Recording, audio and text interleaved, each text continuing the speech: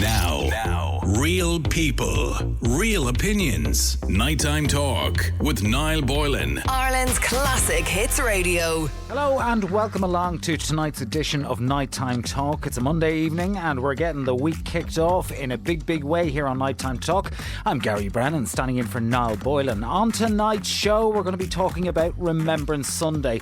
Of course, everything that happened with Michelle O Neill and James McLean as well. We're going to be talking about that, and we have an expert coming in as well to chat with us before we get into the giddy grounds of it. And then after that, we're going to be asking the question, are we losing our religion? Plenty of people with plenty of opinions on that. Get in touch with the show on 087 188 0008. We have a reader dilemma, and that's going to be a really interesting one. A listener dilemma, excuse me. And we're going to be getting to that later on. And then I've got a great interview with a very interesting woman. She's dubbed the luckiest woman in the UK, and she was also a part of Come Dine With Me. So she's going to talk to us about all of that, and that's coming up at about 11:30. So let's get started on our first topic tonight, Remembrance Sunday. It was on the lips of everybody all across the country, and of course in the UK as well. It's a very important day. Stormont First Minister Michelle O Neill yesterday became the first senior Sinn Fein figure to take part in any Remembrance Sunday ceremony in Northern Ireland after laying a wreath during an event at Belfast City Hall. O'Neill said her attendance is a demonstration of her determination to fulfil her pledge to be a First Minister for all. A message on the wreath read, "As First Minister, I wish to take our society beyond all limits, to build bridges and to a shared future together." However, she's faced criticism from some people in the Republican and nationalist community. More than 100 relatives of IRA members and civilians killed by the security forces and loyalists during the Troubles signed a public statement published in the Irish News expressing devastation at her decision to attend. A banner with the word traitors on it was erected at her constituency office as well. Elsewhere, former Republic of Ireland footballer James McLean came under fire once again after he refused to wear a poppy and opted to stand separately from his Wrexham FC teammates as they observed a minute's silence for Remembrance Sunday ahead of their fixtures against Mansfield over the weekend. So we want to hear from you tonight about this. Do you think that Michelle O Neill did the right thing, and is this the start of respecting our differences, or do you think that James McLean is right for refusing to stand with his teammates and partake in the tradition? What's your general view of the entire thing? Let me know what you think. Get in touch on WhatsApp 087 188 0008. You can also get involved on social media, on X at Classic Hits Radio or Ireland's Classic Hits Radio on Facebook. But my first guest tonight is Dr. Paul Breene, who has a particular take on this. Paul is a Fermanagh native who's a lecturer at University College London and an author. He's not affiliated with any political party and is looking at the issue from a critical perspective. Paul, you are very welcome to the programme. How are you? Yeah, thanks for having me on, Gary. It's great to be here and talking about this issue because it is such a controversial one at the present time. Yeah, this is why I wanted to talk to you tonight, because I think a lot of people have opinions on this, and I just want to get to the background of it. What is Remembrance Sunday? Well, I think that's where the whole contention comes in, because in my mind, Remembrance Sunday has become something of a theatrical event almost, and remembrance has forgotten the very thing that it's supposed to be remembering, because even though there's some contention about this, at its core, Remembrance Sunday is supposed to be about remembering the First World War, which theoretically is supposed to be the war that was supposed to end all wars. And yet what it has become is almost a celebration of militarism.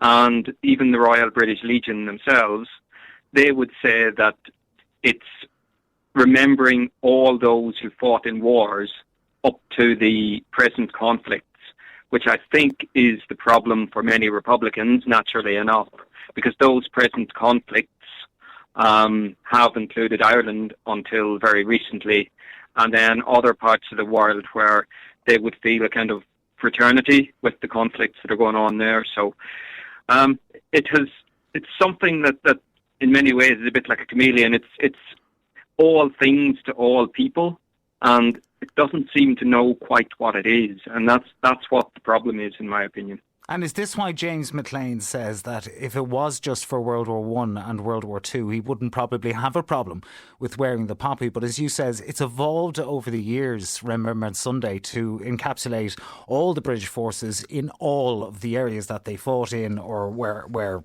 stationed. Mm-hmm. Yeah, it has, and that has even increased in recent years, which actually coincides with probably a decline in the amount of First and Second World War veterans who are still alive. And I mean, I completely support James McLean in what he's doing, and I don't see any contradiction in supporting James McLean's stance, and also thinking that despite my reservations, Michelle O Neill was probably right to enact this gesture at the present time, and to try and shift the conversation towards Irish unity, and just to show that on the nationalist and Republican side, there is actually a willingness to reach out and to recognise that there are two sides to this story. The problem for me and for many Republicans, I think, is that there doesn't seem to be the same willingness on the British side to recognise that. And even listening to Hilary Benn a few days ago, the Secretary of State, he was talking as if Michelle O Neill and the nationalist community in the North were also a part of the British military tradition. And, okay, some were. I mean, my great-grandfather was from Swinford, and he fought for the British Army in the Boer War, and then he came back to Swinford, and he fought on the Republican side, and then he ended up joining the Free State Army as well in the Civil War. So he ended his life with 2 military pensions. So there's a lot of very deeply entwined histories here. But I think at the end of the day, the problem is that the emphasis has very much shifted away from the First and Second World Wars towards, unfortunately, those conflicts that are far closer to home for many of us, especially those of us that grew up in the North, through the 80s and 90s when the conflict was still raging. You mentioned that the British Legion has a particular sort of version of events on this, and Michelle O Neill demonstrating over the weekend a willingness to, for want of a better word, move forward and sort of in an act of reconciliation. And as you mentioned, I picked up what you said there, that you said it seems to be one-way traffic at the moment. Can you explain more why you think that? Well, even going back to what Hilary Benn was saying, I mean, there's just this sense that the poppy and remembrance is this neutral act, and there's a righteousness behind it as well. And we see the same in football and the spectacle of players being forced to wear the poppy embroidered into their jerseys, and anyone who dares to speak up is ostracised and demonised in the tabloids, especially. So the whole issue, I think, with this is that the poppy isn't an apolitical symbol, but again, the Royal British Legion tried to portray it in that sense. So it's one-way traffic in that they're quite vague about this, right? So I've got into discussions on social media, gone down rabbit holes with people who will say that the poppy represents all the victims, and I will say, oh, okay, so that's fine. And the poppy also represents the guys who fought in Iraq and Afghanistan and the people of, Gaza and Lebanon at the present time. And then I will say stuff like, well, if it involves all combatants in war, then it also effectively, Michelle O Neill was laying the wreath for Bobby Sands and the hunger strikers. Yeah. And then this is at the point at which most advocates of the poppy and of remembrance will turn around and say, no, of course it's not. They're not part of our dead. And I think that's what it's about. It's this righteousness of who the dead are, and the only dead that really deserve to be remembered. are the British dead? And I think that's why it's very much a one-way conversation at the minute. But why, by Michelle O Neill laying that wreath, and I've heard Michelle Gildernew, former MP for Fermanagh South Tyrone, has been very eloquent in expressing this idea as well. We, on the nationalist side, have, throughout our whole lives, been told how we have to respect the suffering and grief of Unionists and the British, but it doesn't go the other way. The British don't recognise Irish death and don't recognise coloured death, and actually in academic circles this is kind of referred to as colour blindness. So the British have a colour blindness when it comes to understanding that there are two sides to the story, and those who suffered because of the British Empire were also innocent victims, so it's not just about their dead. Aren't these things that we're going to have to grapple with going on into the future for people, say, who would say that we need to work towards a united Ireland? And the question always after that of saying a united Ireland, what does a united Ireland look like? And we have to be mindful of the history of the country, and it's going to look completely different if it happens. Isn't that right? Yeah, well, I would agree with that. But at the same time, I suppose, we shouldn't assume that it has to be a place where people have to compromise to a point where, for example, we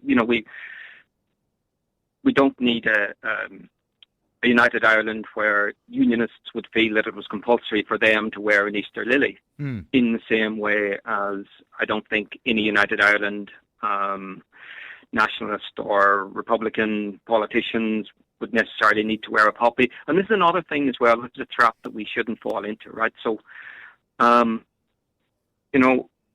in some ways, and actually I've almost got in trouble for joking about this, because sometimes I joke with English friends that I actually want to liberate them, and sometimes they misunderstand that. But what I mean by that is we shouldn't assume that just because the British establishment is very royal and loyal and militaristic and monarchistic, not everyone in Britain is like that. Not everyone in Britain signs up to this idea that, Britishness is defined by loyalty to the army, and they're not all Daily Mail readers. I mean, you can be British and wear a white poppy or a purple poppy or a black poppy or wear no poppy. So it's not everyone in Britain that supports this.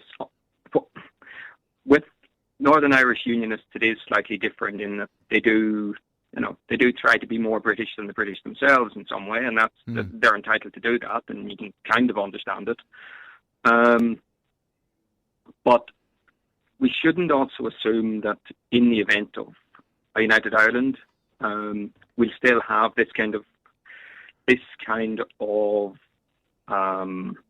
adherence to a Britishness that's just defined by militarism.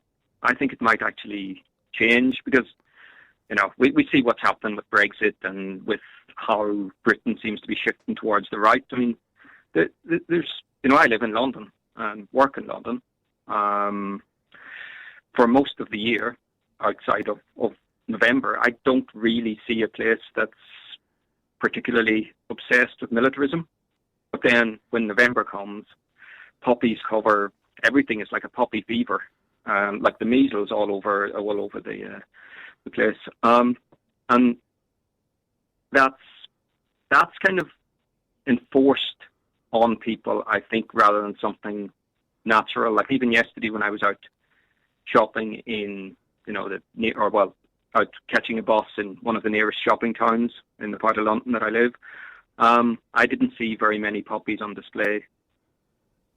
So I think we shouldn't assume that... You feel there might be a little bit of a disconnect there in terms of tradition and just something that everybody does, because, I notice it every mid-October, just turn on the BBC or ITV and everybody has a poppy. It is just absolutely everywhere. Even in America, sometimes you watch an American programme, anyone who's who's British on the television will be wearing a poppy, and they keep getting bigger and bigger and bigger.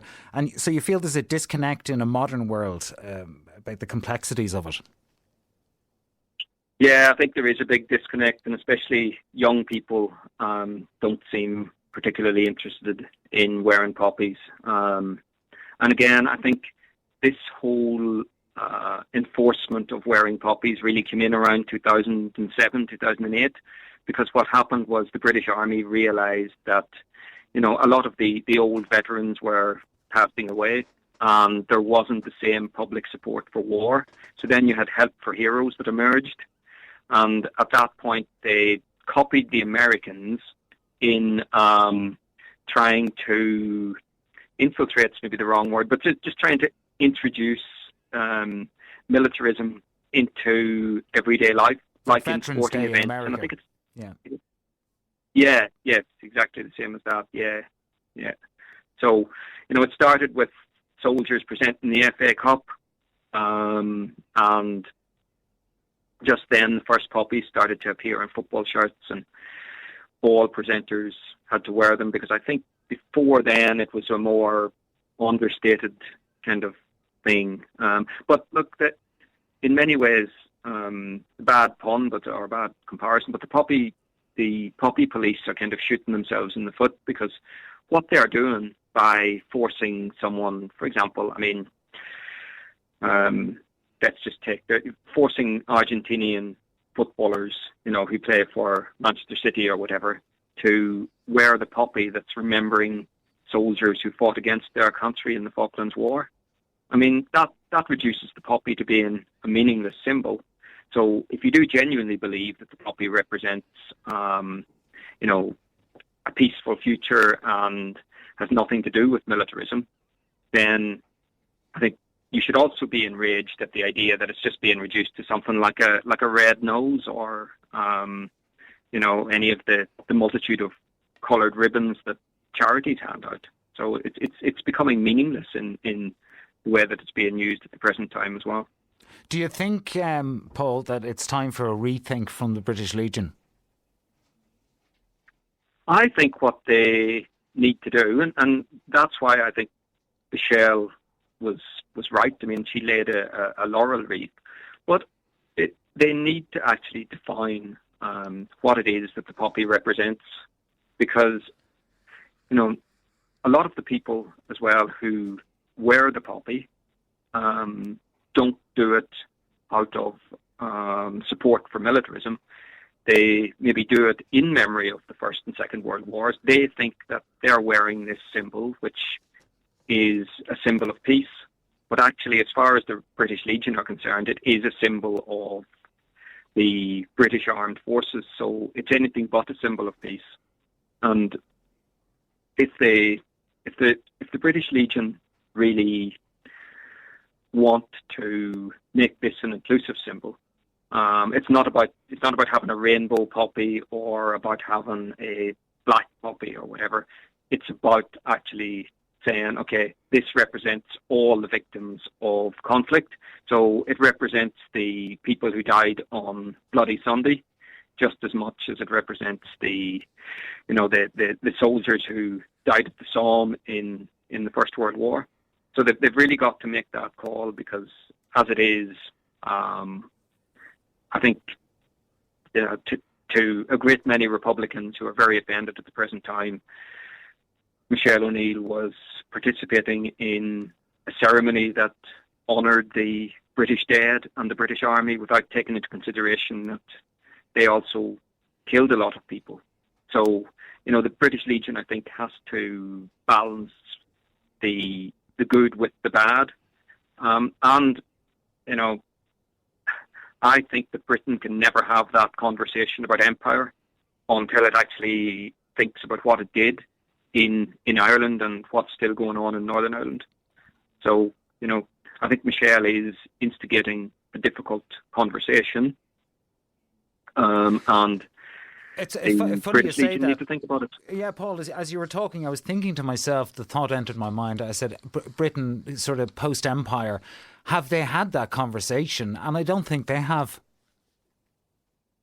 No, they have not. And, again, in academic circles, even, English academics are looking at this, and there's almost this psychological blind spot. The consensus is that empire wasn't a bad thing. It was all about defence. That's the first thing. That's why they call the War Department the Ministry of Defence. So I think on the British left, there has been some discussion about empire, but it has been done in such a way that Ireland is left out, and I think Ireland isn't seen as being a victim of colonisation.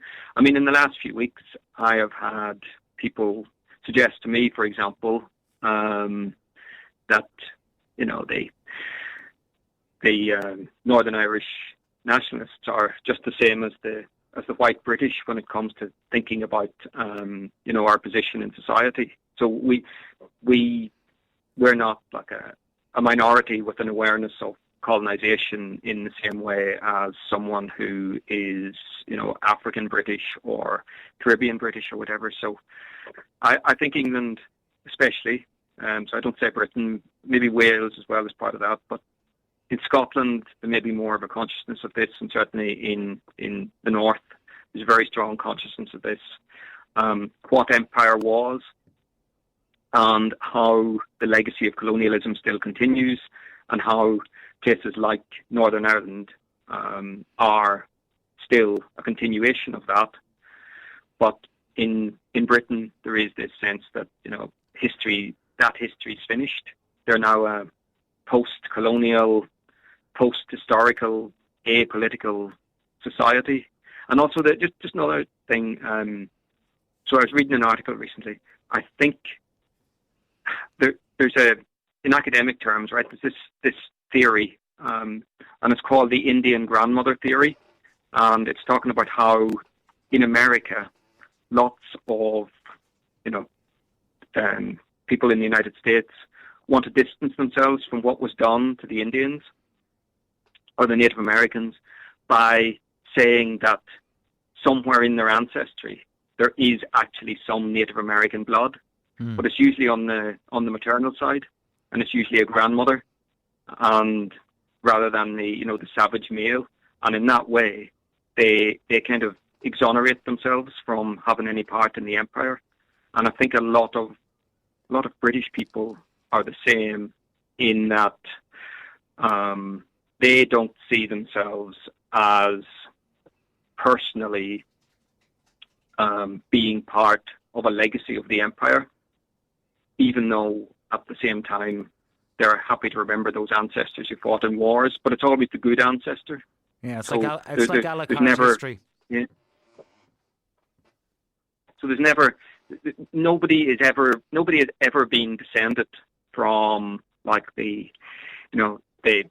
soldiers who colonized places in India and Africa, and I mean, there's not even any recognition of things that happened in places like Kenya amongst many people. And what's interesting too is I would imagine anyone from Britain or from England who was listening to this call, if they were on the left,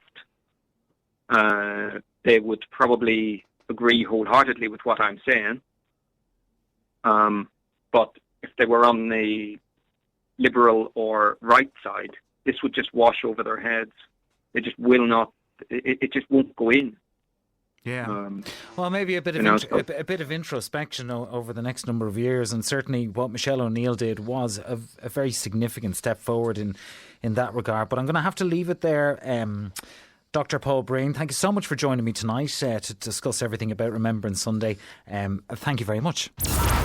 Now, real people, real opinions. Nighttime Talk with Niall Boylan. Ireland's classic hits radio.